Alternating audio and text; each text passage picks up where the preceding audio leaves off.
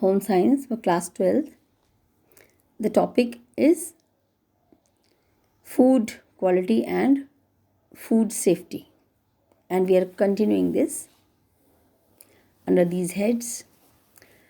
First, I want to tell you about some terms related to food safety. Food safety, as you know, otherwise is the food which is free from any contamination, which is not harmful to our health, and which is good for human being to consume. So some important terms related to food safety which you will come across are like this, like contamination. Contamination, it is the presence of harmful or objectionable foreign substances in food, such as chemicals, microorganisms, etc. So, contamination is related to the presence of those substances that will cause harm to our health, and they are not safe, for our health.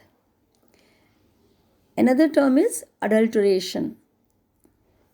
Adulteration is related to the practice of adding, mixing something which is impure, cheap, or unnecessary part of the food. That is done intentionally or accidentally. It may be.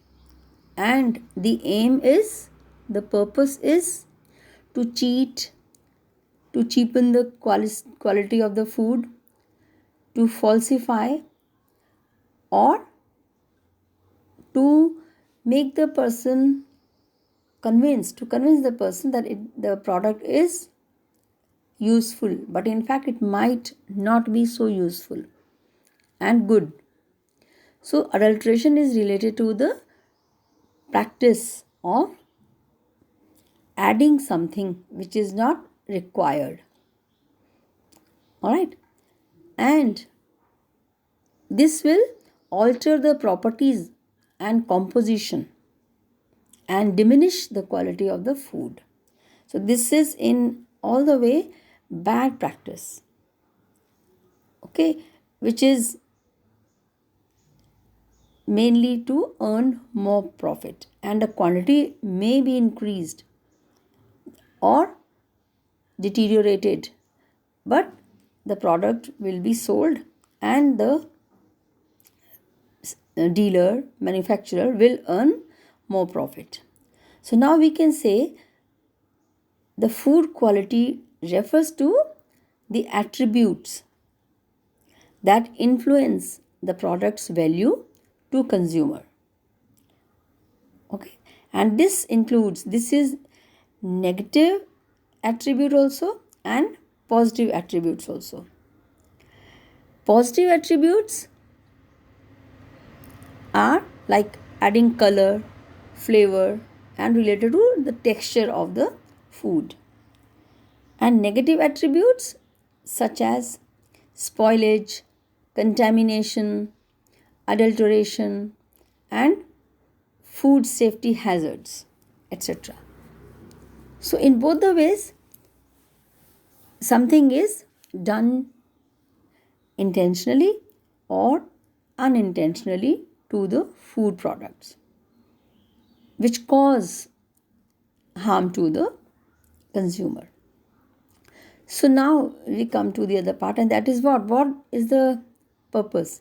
Now it is a holistic concept, food safety and security and related to the quality. This is to protect the consumers from such health hazards. So it is a holistic concept integrating factors such as nutritional trait, sensorial properties like shape, appearance, color, etc. Then social consideration, etc. related to the health only. And this way we see that safety is the preliminary attribute the main thing is the safety of the food. Now, to ensure this, there are various governments and international bodies that have laid down food standards. Okay, standards. What are these food standards? These are the marks and some indicators that ensure the quality of the food. It gives assurance that the food that you are going to consume is safe, okay, for your health. And to ensure this, some points are to be kept in the mind. For example, the quality of raw material, including the water also if it is used. Cleanliness in the surrounding workplace, the handlers, the workers, the people who are engaged in the food processing or activities related to the food. Then storage at appropriate temperature. Some food items needs a particular level of temperature, so that has to be maintained. If it is not so, the food will spoil. Then food hygiene. The food hygiene, cleanliness related to the food only, the food service also, the manufacturing of these processed food, packing, transporting, serving, etc. So food hygiene and good service. So these are some points that are to be kept by the manufacturers or dealers or food handlers to ensure the quality and safety of the food that will be consumed by the consumers. So now we take the food standards. So as I have told you, food standards are the marks or indicators that ensure the safety and quality of food. And there are 4 levels of standards, and these are well coordinated, like company standards, national standards, regional standards, and international standards.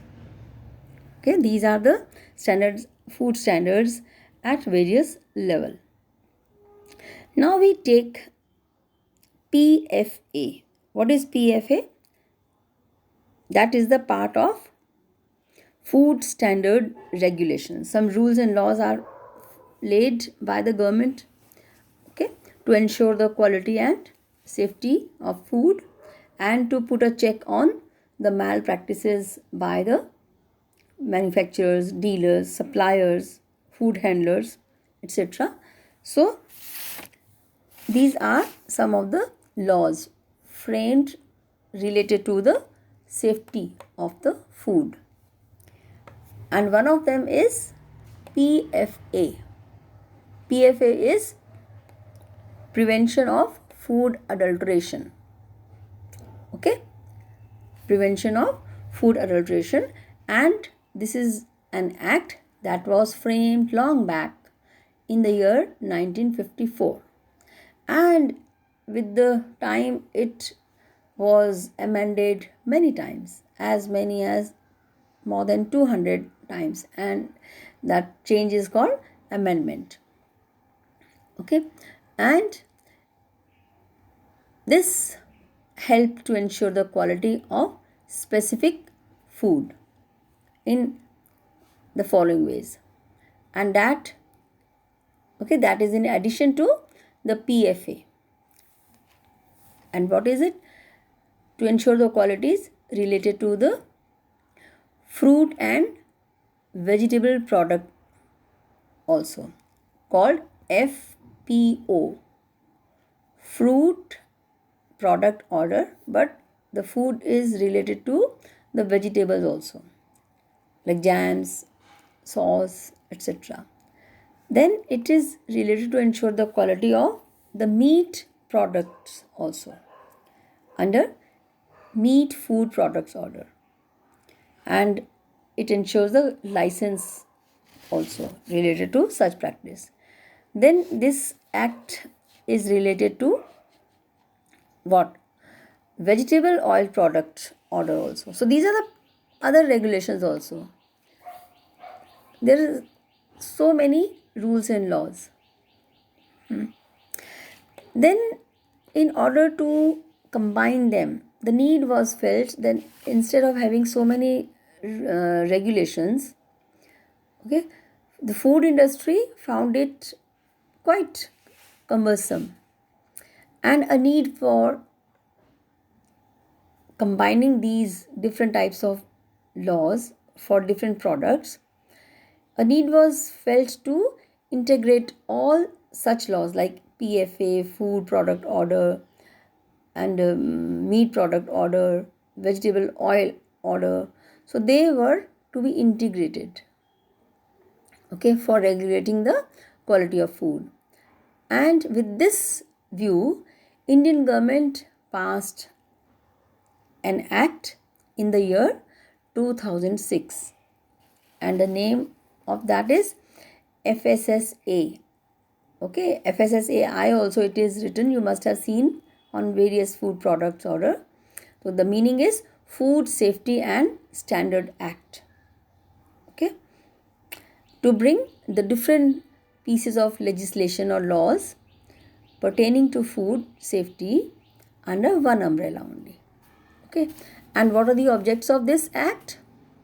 The objects are to consolidate the laws relating to food, and that is based on science based standards for food. Okay, and it has the provisions for the maintenance of hygienic conditions in and around the manufacturing premises, assessment and management of risk factors to human health. Okay, and that all is to be done in a scientific manner, and these were not specified in PFA, prevention of food adulteration. So this way we can see that FSSA reflects the international shift in food laws. Now we take some international organizations and agreements in the area of food standards, quality, research and trade. Okay, and some of the major organizations are like Codex Alimentarius Commission, International Organization for Standardization, and World Trade. Okay, so what is Codex? This organization has 187 members, and this is like a food, and that means food code. So it is a collection of internationally adopted food standards, okay, which are applied and applicable in all the countries wherever the food is exchanged, imported and exported. Another international organization is ISO, that is non-governmental federation, and it aims to promote such activities to facilitate exchange of food and services and to cooperate in the spheres of intellectual, scientific, technological and economic activities in the world.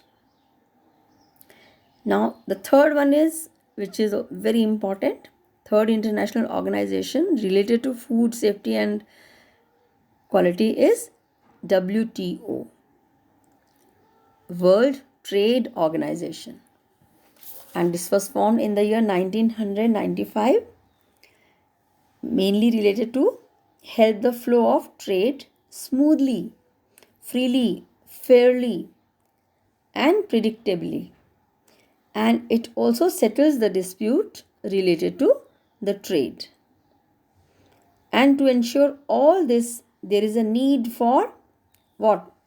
If we want to ensure the quality and safety of food, so there is a need for a system which is a strong food control system, and that consists of what? That consists of trained food inspectors that are appointed by the government authorities, okay, to ensure that the food which is manufactured is good and safe. Okay, so that is a part of an effective food control system. So that is food inspection and analytical capability. Yes, food inspection. Yes, food is to be inspected by the people authority appointed by the authorities. And besides this, analytical capability is also required, which should be well equipped, okay, like good laboratories to carry out the analysis of food. And for this, well trained personnel, okay, those who have good knowledge of principles of laboratory management and physical, chemical, and microbiological analysis of food, test foods and food products are also required for all these things. So, a broad range of analytical capabilities is required for detecting food contaminants, environmental chemicals, biotoxins, foodborne viruses and parasites, etc. So, if we have all these things, we can ensure that the food that we are having is safe for our health. Thank you.